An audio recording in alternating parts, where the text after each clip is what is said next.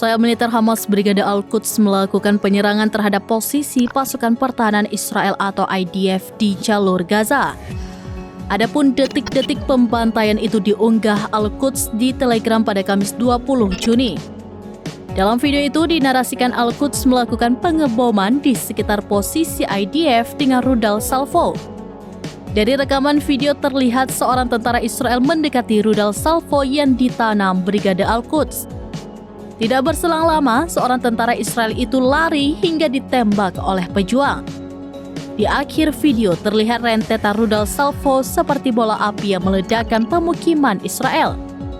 Sejauh ini, Israel mengalami banyak masalah imbas perang melawan pasukan perlawanan Palestina.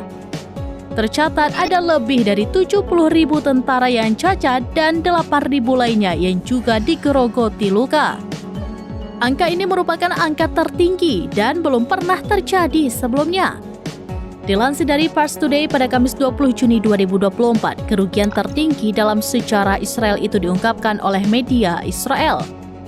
Dalam laporannya, setelah 9 bulan agresi militer di Gaza, Israel justru banjir masalah. Imbas perang tersebut, Tel Aviv semakin tenggelam ke dalam krisis dalam menjamin dan melindungi tentaranya.